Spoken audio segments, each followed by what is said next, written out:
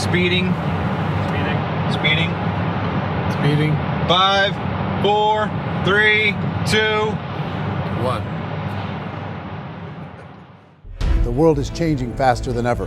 What used to take decades is now taking years or even months. What you see right now is the illusion that people have had for many decades about the workplace being this secure place to work the rest of your life. For the first time in the history of our nation, our children will not do as well as us. We've seen our friends get laid off, we've been laid off, we've had our pay cut. People are overworked and underpaid. They seem to have less time and less freedom.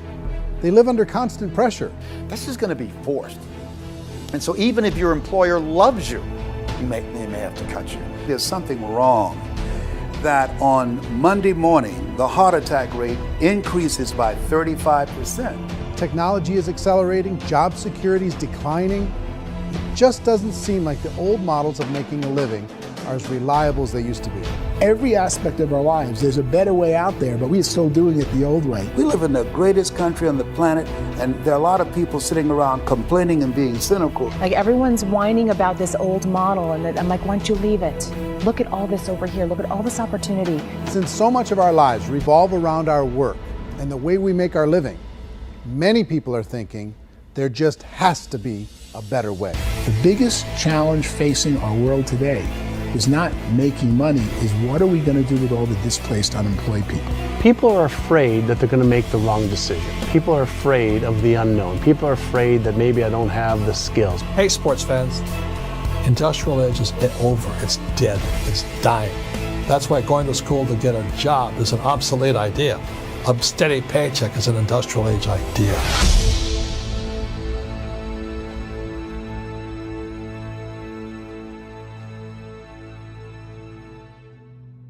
It's the search for answers that has brought us here together today. My name is Eric Worre, and for almost 30 years I've been an entrepreneur, struggling at times, but ultimately succeeding. As a best-selling author, speaker, and business owner, I've spent my entire career helping millions of people around the world to become entrepreneurs. And I believe strongly that there is, in fact, a better way when it comes to how we make a living. The career landscape has changed dramatically, and many are still working in a model that is completely out of date. What worked for previous generations isn't working as well for people today. In this film, we're going to explore 3 important questions. First, what's really going on in our working world today? Second, in this new economy, is it better to become an entrepreneur, or is it safer to work for someone else? And third, if a person decides to become an entrepreneur and start their own business, how can they do it without taking on massive risk? To help in this journey, I've brought together some of the greatest experts and thought leaders in the field of entrepreneurship to share the real facts with you. My intention is to give you new information that will allow you to make choices that are not limited by an old, outdated model. Let's start by understanding what's going on in our working world today.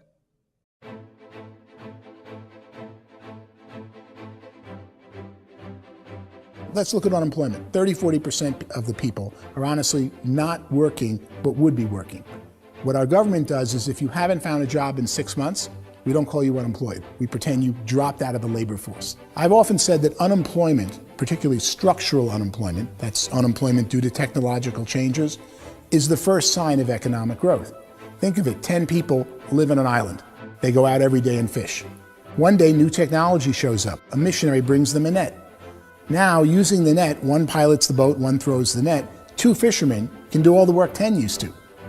That's a 500% increase in productivity, 2 doing the work of 10, in one day. You don't have to learn a lot to learn how to throw a net instead of throw a fishing line. The island's got a big problem, 80% unemployment. But the island still has all the wealth of the fish because the 2 people produce as much fish as 10 did. Now, of course, looking back in history, these changes used to take thousands of years. And during that time, we went into farming and transportation. Some of us became doctors and some teachers and lawyers, and we developed all these new professions and new manufacturing jobs. Today, these changes are occurring literally in one day when a new technological advance occurs, and we don't have the social structures to deal with it or to retrain the unemployed people.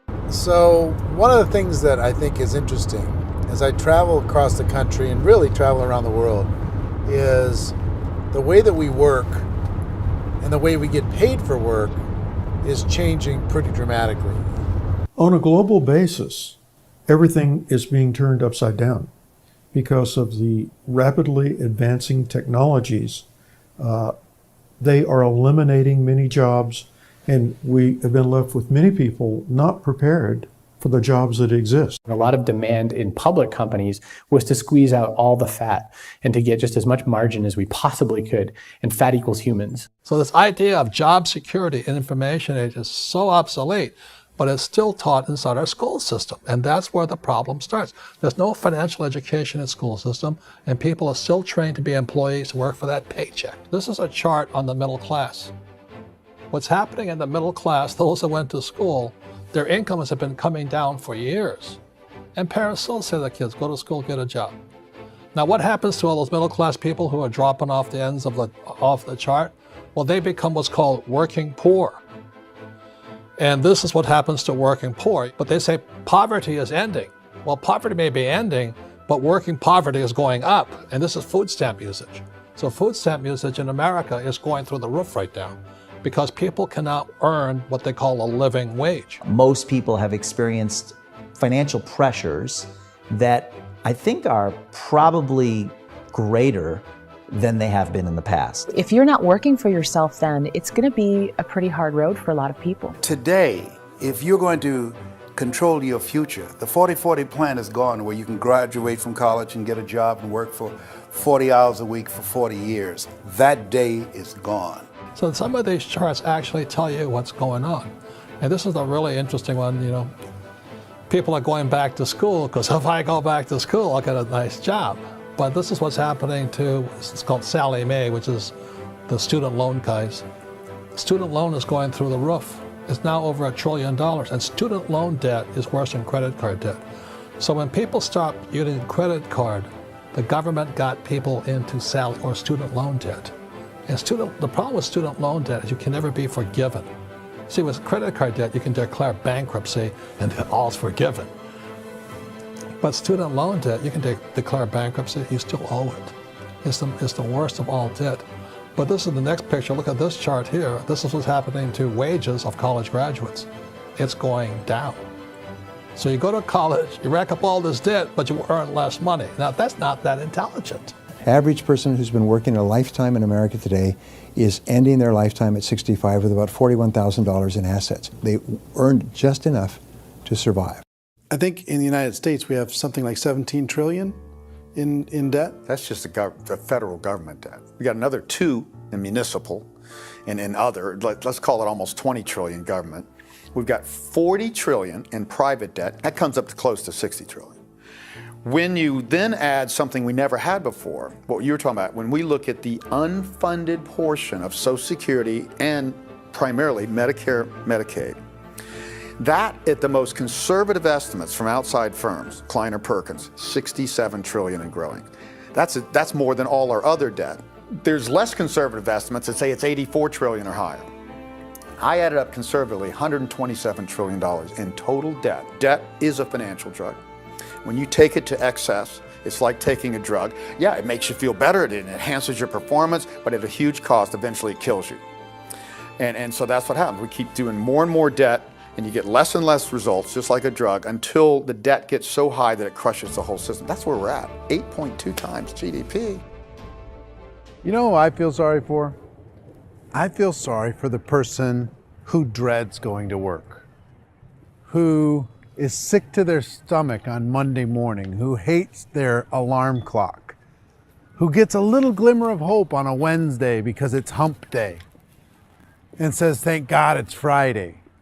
And they live for those 2 days a week where they get to be themselves and they don't have to be around people they don't like, and they don't have to play the political game in the office, and they don't have to live this half life. The person that works 50 weeks a year just to be able to have the 2 weeks for vacation. And you know what happens to most of them nowadays? They don't have a vacation. They have a staycation. They have time off of work, but they don't get to go where they want to go because they're overextended. They've got all this debt. They got all this situation. They hate their alarm clock. They can't sleep until they're done. They have to spend most of their life in traffic. I feel sorry for that group of people because there's a better way. They just don't know it. I see this really interesting attempt at rugged individuality in a 6x8 rectangle. And I feel like you're all the same, except for the little push pins of the pictures. There's different pictures. Yours is named Jenny and his is named Sujara, but it's the same people. And this is how they are, and they're just like the zombies, and there's no joy in there, there's no fun. There's always like the wacky woman who decorates her cubicle, and that's the most she can do there. You got to give her credits, right? The wacky cubicle woman. The basis for their life is worry. I'm worried, you know, maybe I'll get fired. I'm worried maybe my company will go out of business. I'm worried I can't keep spinning the plates on paying the bills. I'm worried about how do I send my kids to college. I'm worried, what if the transmission of my car breaks? That's, you know, 2 or 3, I can't fix it. People live in a sea of worry, and it eats at them. Those signs that people held up during the Depression didn't say looking for gainful employment in a cubicle. It said looking for work. Work is what we're looking for. Job is just a unit of measurement. Work is what we're going after. It's time to look in the mirror and say, it's not the economy, it's my economy. It's my little world of where I am. I need to improve. I'm not going to wait for the economy to come back because frankly, the economy is doing great in this country. So I'm here on Wall Street, the financial center of the universe, the financial capital of the world. This is where most people's money goes to at least be held for a time, right? With interest rates in banks being effectively zero, and many experts are predicting it's going to stay at zero for the next 10, 20, even 30 years, people feel like they don't have any choice but to put their future into equities, to put their future into the hands of other people on this stock market, and hope that the stock market goes up, hope that the stocks that their advisors pick or that they pick goes up. That's one way to go, I guess. It's my personal belief that if you put your future into the hands of yourself, in other words, you have earning power by yourself, I think you're a better investment than these guys. I think you controlling your future is a better option than handing over your retirement to these guys. The average household income in the United States is approximately $50,000 a year, what they call the middle class. To reach the top 25% of income earners, you'd need to earn at least $90,000 a year. To reach the top 10% would be a household income of $140,000, the top 5%, $190,000, and to be in the top 1%, you'd need a combined household income of at least $380,000 a year. So here's the question.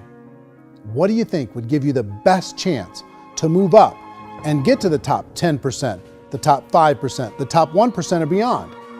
In my opinion, and in the opinion of many, many experts, the answer is to become an entrepreneur, to become your own boss.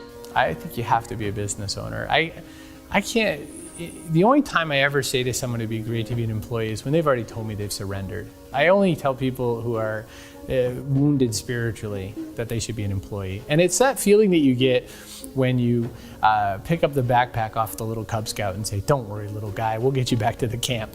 You know, it is in no way a kindness when I tell someone they'd be a great employee. The other status symbol really increasingly is lifestyle. I mean, people can own their own business, maybe even work out of their house. That, I tell you, people admire that. Like, gosh, I wish I could do that. The spirit of the entrepreneur is to be a risk taker and to be resourceful and unstoppable and to have a vision of yourself beyond where you are and not willing to settle for life as it is. Think about the great entrepreneurs. They're visionary. They have heart. They're willing to do today what others won't so they can do tomorrow what others can't. Personally, I don't think of the new economy, the old economy. I create my own economy. The entrepreneur's in control. I decide what the economy is going to be like. In the world of entrepreneurship, there are no limits. you can make as much as you want, depending on how much you want to work and how smart you are and how great a team you put together. There's no more lifetime rewarding business than being an entrepreneur.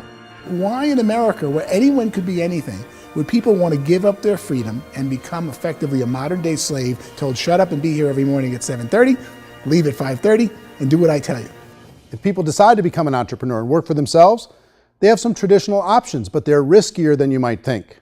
Any kind of a retail business, retail build-outs, is extremely expensive. Even just these small little yogurt stores where they're putting little yogurt machines and you get all the different flavors, you're spending $200,000, $300,000, $400,000 to open a yogurt shop. I would love to buy a Dunkin' Donuts, but it's $500,000 or so to start. I don't quite have that just in case money. Risk you can lose it all, and most guys do 2 or 3 times, and even big guys like Branson, because I'm such a fan of his, half his companies don't work. If you make $1 million, your problems are going to go. If you make $1 billion, your problems are really going to go. Just the opposite. You and I know when you're making $1 million, you get $1 million responsibilities. You make $1 billion, you got 1,000 times $1 million responsibilities. And most people say, I'd love to be my own boss. 70% of Americans would love to be their own boss, according to recent polls.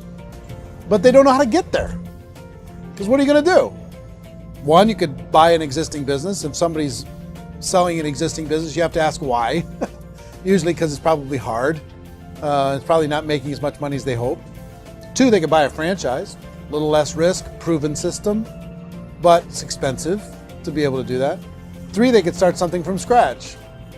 And that's where a lot of people feel like, I don't have the chops to do it. I don't have the money. I don't have the product idea. I don't have the expertise. I don't have whatever it's going to take to be able to get there, and I can't risk my family to do it.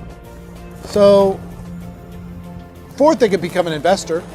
A lot of people in this town invest to try and figure out a way, but you got to be pretty smart with that game too, right? Venture capitalists, who are the very best and most sophisticated in investing in new breakthrough businesses, make it on 1 out of 11. That means 10 out of 11 are mediocre or fail. Most of them fail.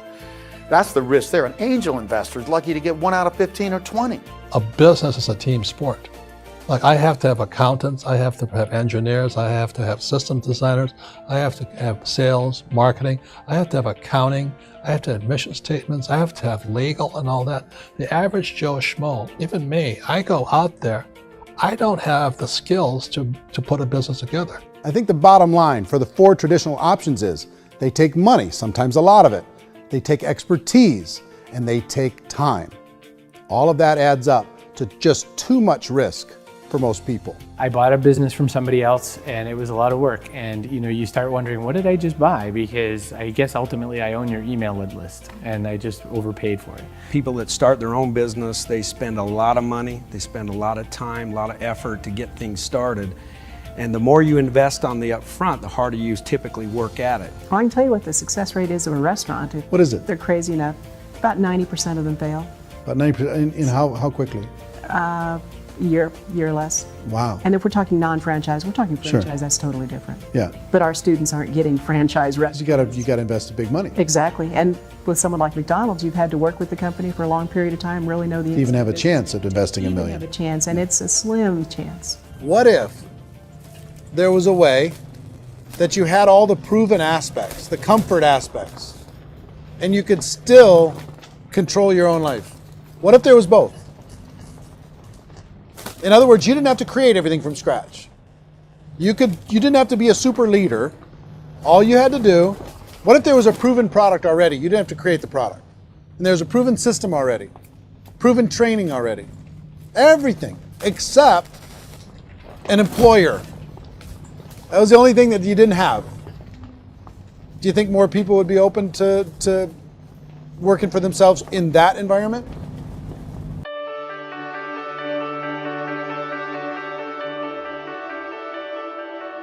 In our search for a better way to make a living, we've come to the conclusion that becoming an entrepreneur is actually safer than being an employee.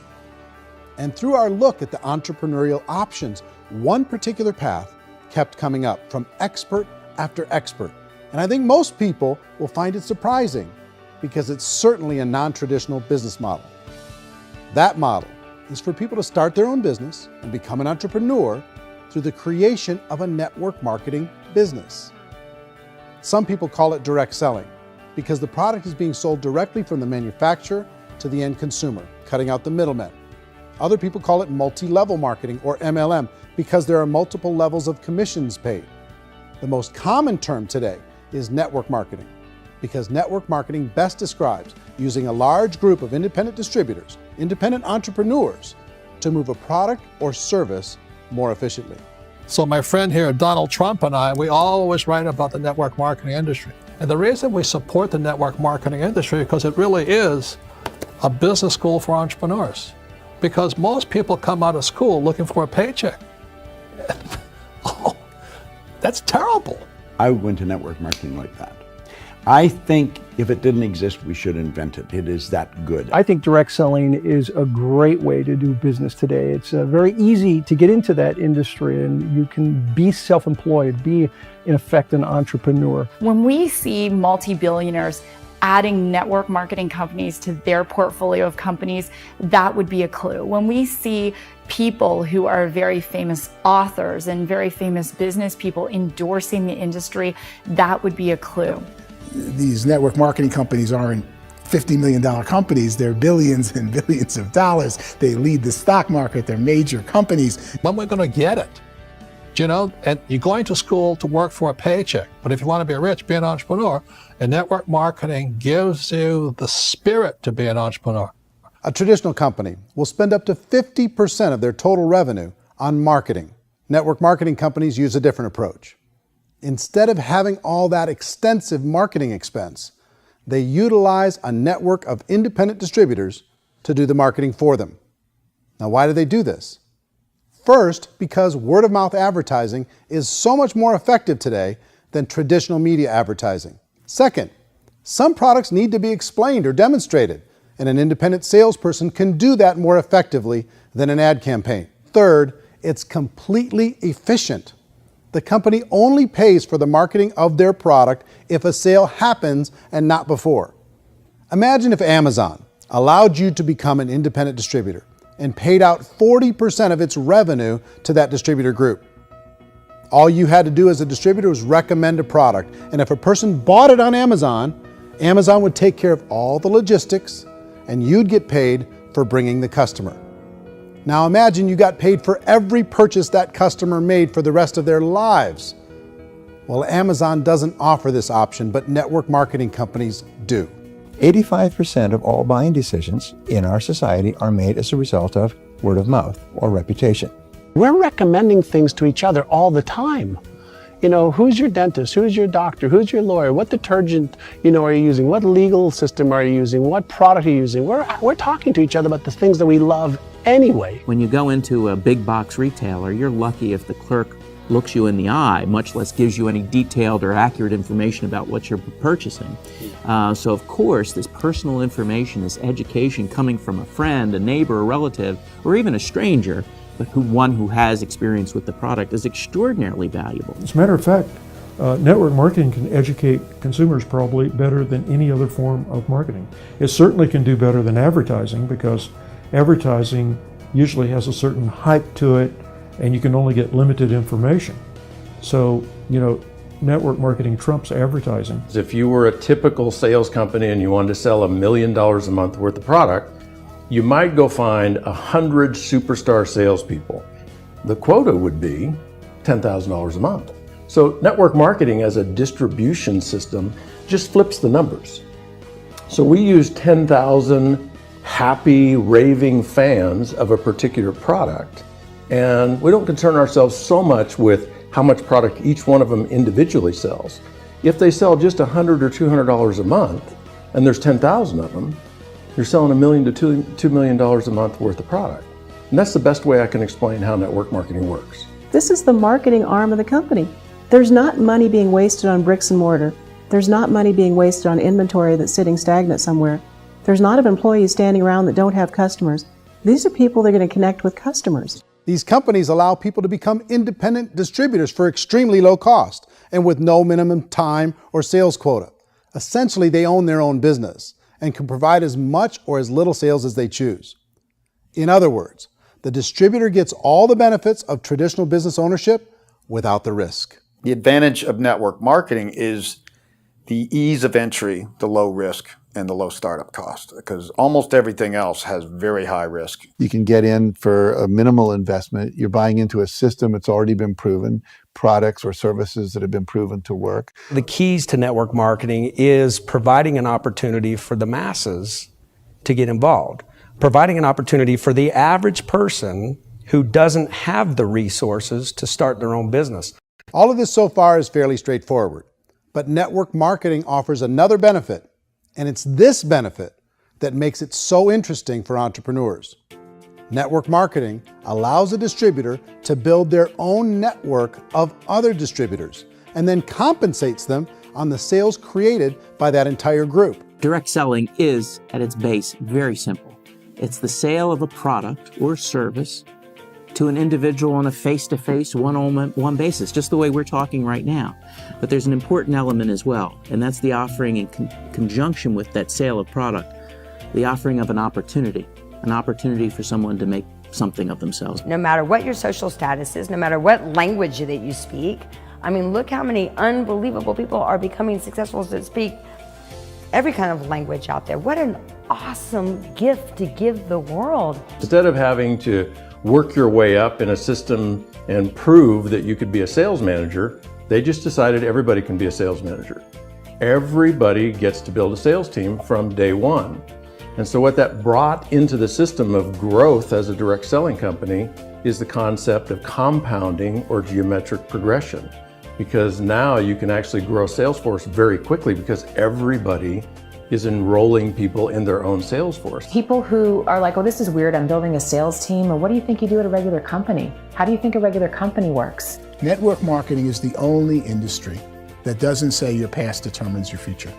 It looks at your past and says, okay, now what can we train you to do so you can have a great future? Every other employer out there wants to exploit you for what you already know, not teach you something new. Network marketing has the potential to save the United States and the world because it's going to teach people not to be employees, but to be entrepreneurs.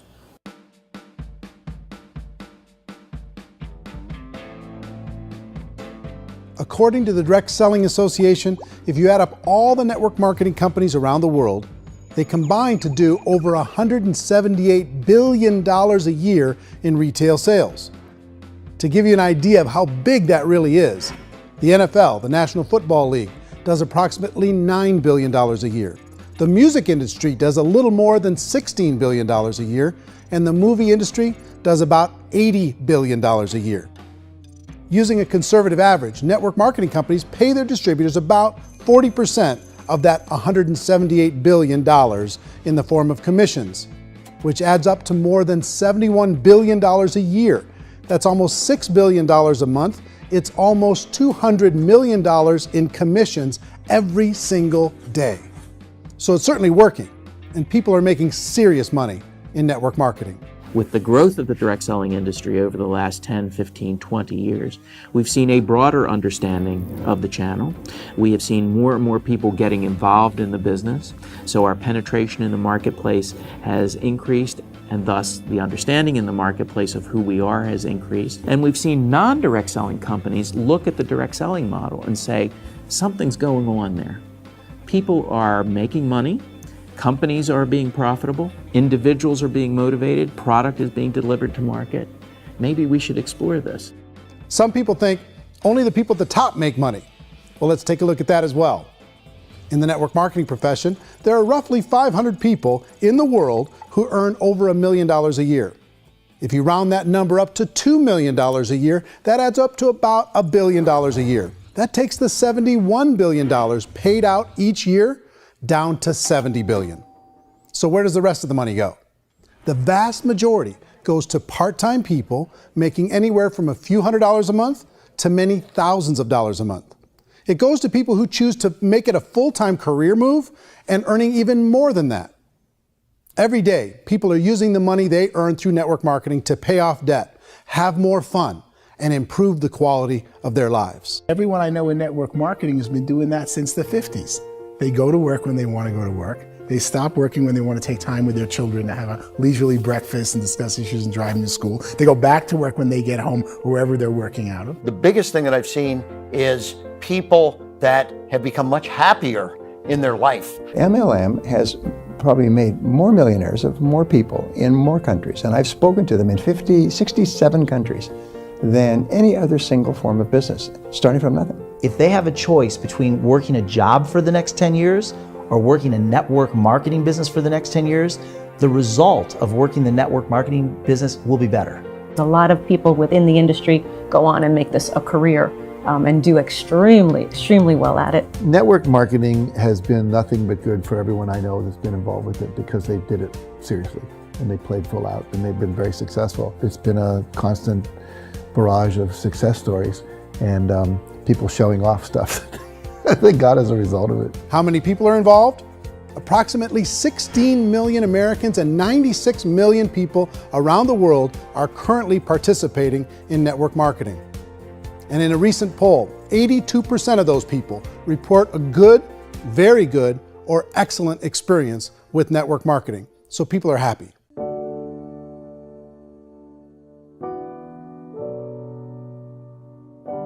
So I've taken a look at the network marketing profession and really tried to understand why so many people are confused as to the validity of this as a business.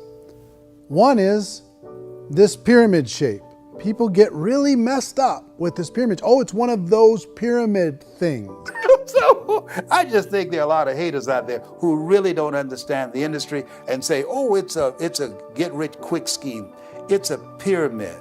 Well, corporate America is a pyramid scheme. You know what I mean? It goes like this. You have thousands of MBAs, let's say working for Ford or General Motors or Coca-Cola. If all these MBAs are all trying to get to here, that's a pyramid. Only one guy's going to make it. Every 10 years, one's going to make it. Whereas you look at network marketing, it's like this. So you're here, and your job is to develop other CEOs coming up behind you. So it's an inverse pyramid. In network marketing, it's a very simple concept. If you sell product, you get paid. It is paid based on production. There is no first mover's advantage. There is no investment component where the more somebody spends, the more they're entitled to make. So the two are polar opposites of each other. It doesn't matter what shape the company is or the compensation plan is shaped, whether it's a circle or a pyramid or a triangle or a trapezoid, it doesn't matter. If compensation is coming primarily from recruitment, then you've got a problem. On the other hand, if an operation is basing their compensation to participants on the basis of sales, even when those sales are generated by people you've recruited, well, then you're a perfectly legitimate enterprise. That's the legal test, it's the practical test. Another issue that's been true in the past that is no longer true now is people used to be in network marketing loaded up with products that they couldn't sell and they ended up a loser. They ended up with a bunch of product in their garage, they ended up with a bunch of products sitting in their kitchen shelves or whatever, and they thought they could sell it and then they weren't willing to or able to sell it and they ended up with a bunch of stuff and they were bitter about it. There was this thing called front loading where you had to buy if you bought $25,000 worth of product, you got better commissions and all this. Today, it's almost all done by computer. It's direct mail comes from a warehouse somewhere else. You don't have to have all this inventory. You don't have to stock up. It's a paperless world now. Most of it's done online. You have a back office. It really works. And the technology has changed everything. Third issue is people start talking about 99% of people in network marketing don't make any money. Well, we've talked about that over the course of this journey together. Almost $200 million a day is being paid out to network marketing distributors around the world. The naysayers, the people who say that it doesn't work, are usually the ones who just don't know how to make it work for themselves. And so they're giving you an opinion, and I tell people, don't confuse people's opinions with expertise, because opinions are free. And don't confuse sincerity with the truth, because people could be sincerely wrong. But here's the reality inside of network marketing. The vast majority of people that get involved in network marketing just become customers and they get involved to be able to purchase product at a lower price. If you take Costco as an example, if a person goes into Costco and gets a membership to Costco so they can get a lower price on the product, we don't call that person a loser because they have a bunch of product that they walked out with with a smile on their face. Yet when some people want to take a look at network marketing, they say, well, those people, they're just using the product and they aren't earning an income, so they must be a loser. They're not a loser, they're a happy customer. That's the vast majority of people that are involved in network marketing. Now, a smaller percentage of those people decide to go build a business. They earn $300 a month, $500 a month, $1,000, $2,000. That's the bulk of earnings in network marketing. And then there's the few that really decide to take it serious, really decide to build a large network, really work to make that network very, very productive. And those people make huge amounts of money and there's no cap. What I do as an outside economist, just somebody looking at this industry like any other industry I speak and say, look, what's the realities of this? 1% do incredibly well. 10% generate some additional income at pretty low risk and effort. That's not, and 90% of people roughly end up customers. One thing that I think is real when it comes to people's perceptions about network marketing is people put this, and distributors, I think, involved in network marketing have some responsibility for this. They have sometimes unrealistic claims about the product or about the income. Most people who become distributors, they want the money, they want to be successful, but they don't have the skills. They don't know what to do. And when people don't know what to do and they're in a new business, they're scared. And when they're scared, they panic and desperation kind of sets in. So they think everyone they talk to has to get in. So if I talk to you and you say, well, no, I don't have time to do that, they're like, no, I need you. You have to do this or I won't be successful. So I start clawing on you. I start that desperation. So then I start making claims about the product, which are not appropriate, probably not even true. Or I start saying, oh, let me show you how you can make all this money and you don't have to do anything, Eric. And so you just totally misrepresent the opportunity, and you're clingy with people because you think you need everybody to be successful, and you don't. You know, one of the messages that I try to deliver most forcefully to companies as well as salespeople in direct selling is that you don't have to overpromise. The reality is in network marketing, there's a lot of hard work involved. There's a lot of effort. You're going to have to develop yourself. It's a business like anything else. It's going to take some time, but in my opinion, it's better.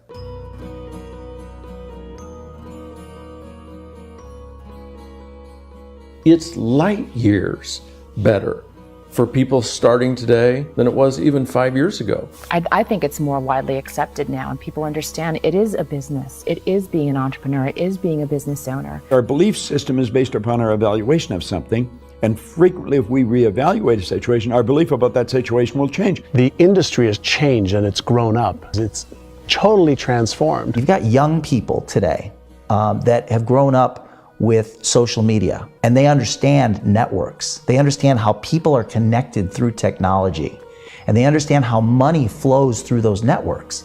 So when they see network marketing, they don't see it the way their parents saw it. And we've all learned, the larger industry that you represent, has all learned from those mistakes and flaws and errors that have happened early on. Early algorithms didn't work the right way. That's all fixed. It's like when they design a computer program, they design the program, then they run it, and then they go back through and they debug it. The MLM industry has been debugged. This is the day of being virtual, being able to run a business from your mobile phone. I mean, it's incredible. Companies are getting smarter. They're implementing more consumer protections. They're implementing more compliance training. They're doing more with respect to product research. If you do get involved and you make purchases of inventory, even on a voluntary basis, if you decide that this business is not for you, you can leave and have that inventory repurchased by the company. There's no other business that offers that kind of protection on a voluntary, self-regulatory basis.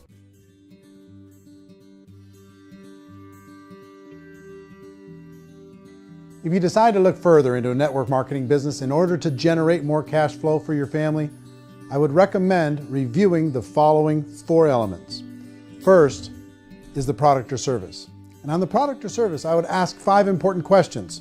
1, do you like it? Is it something you would feel comfortable sharing with others? 2, is there a recognized need in the marketplace? It's hard to create a need if one isn't naturally there. 3rd, does the product meet that need? Does it solve a legitimate problem for consumers? And 4th, is it priced to sell? Can it compete in the marketplace? And fifth, is it priced for profit? Is there enough margin for the company and the distributor to be able to generate income for the long term? If you can answer the questions on the product to your satisfaction, the next element to consider is the company itself. Is it well run? Do you believe in the founders or the management team? Do you feel they have what it takes to go all the way? See, it doesn't matter how good the product is if the management can't take care of the company. Good management can change with the times. They can handle adversity. They can make good decisions. Make sure you choose a company that can serve you for a long time. The third element to consider is the compensation plan. And with that, there are 3 important things to look at. First, a brand new person needs to be able to generate some money fairly quickly. It may be an obvious reason, but you can probably imagine the ripple effect of a distributor getting involved and having even a small victory fast.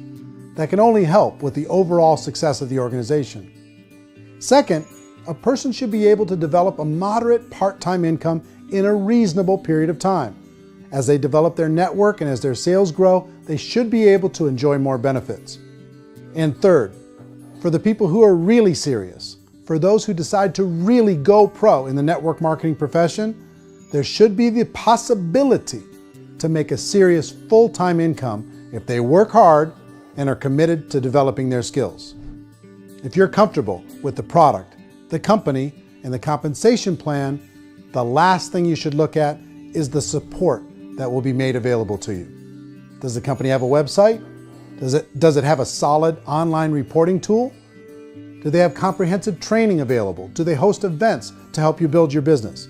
If you decide to do this, what kind of a support system can you plug into? Choosing a network marketing company is a personal decision.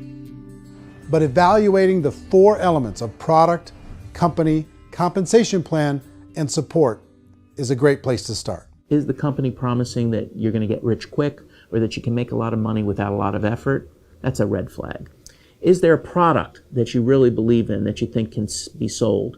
Or are you being told by salespeople or the person who's trying to recruit you or by the company itself that don't worry about the product, all you have to do is recruit other people into the business? Red flag, warning sign. If you're hearing that, take a second or even a third look. Get to know the customers, the products, the business, have some success, and see where the opportunities might take you to move up in the organization. You want to find out how concerned are they about my education, my training, and my development? Is there a space for me to grow? Most important question. Learn everything that you can about the product. Make sure it's something that you believe in, and learn everything you can about the industry and work that system. You have to be very passionate about whatever that company is doing. I would get involved. You can always test drive anything, the product, the service, the community, and then lean into it a bit. If it feels good, then lean into it a lot. Behind me is the Lincoln Memorial. And this is a place where Martin Luther King Jr. had his famous "I Have a Dream" speech. And at that speech, he talked about his dream for equality for everyone around the world, and that's a noble dream. But I think more people need to remember what it was like when they were kids and the dream was still alive in them.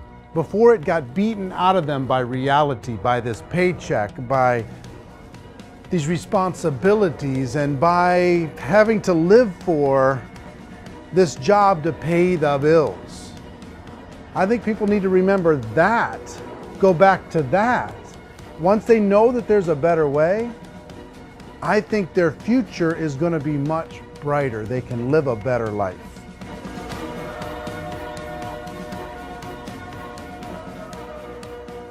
So if you're considering getting involved in a network marketing company, let me offer you just a few pieces of advice. First, network marketing isn't perfect. It's emotional, it's challenging. Like any entrepreneurial venture, it can have its up days and its down days.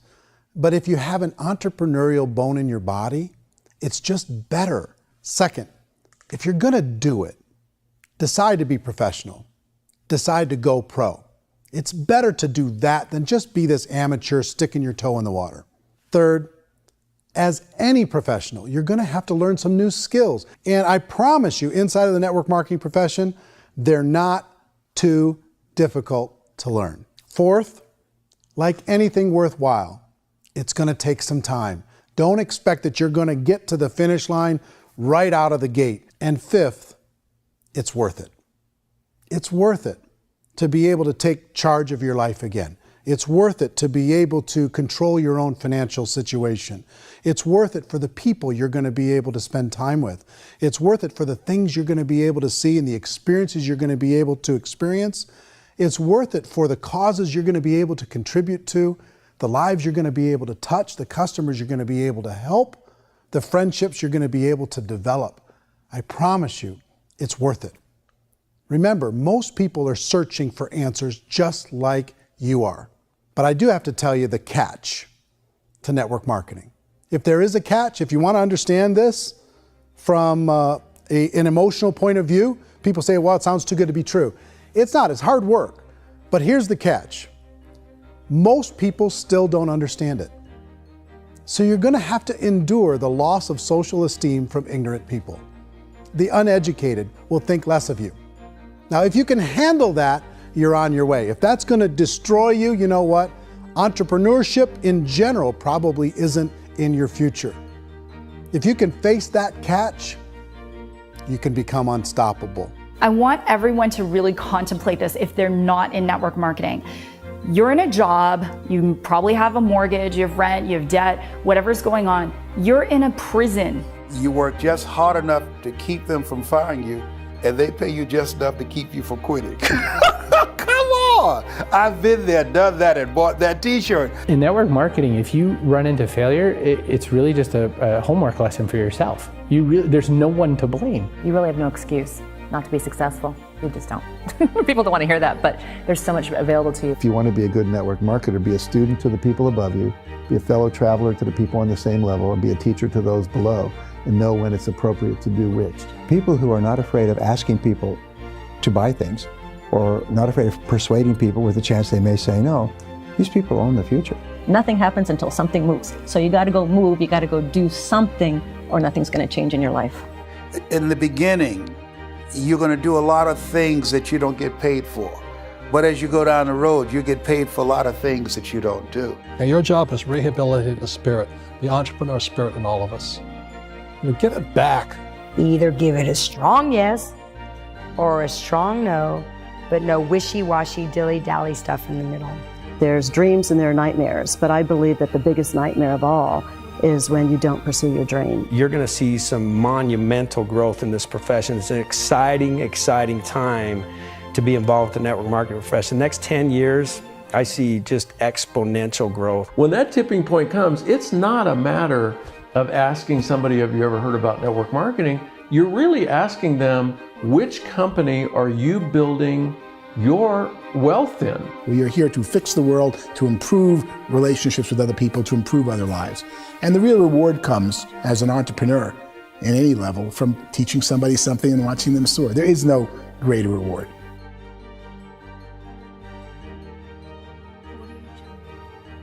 Life's too short to spend it living someone else's dream instead of your own. It's too short to spend it living at a fraction of your potential. Can being an entrepreneur be a challenge at times? Sure.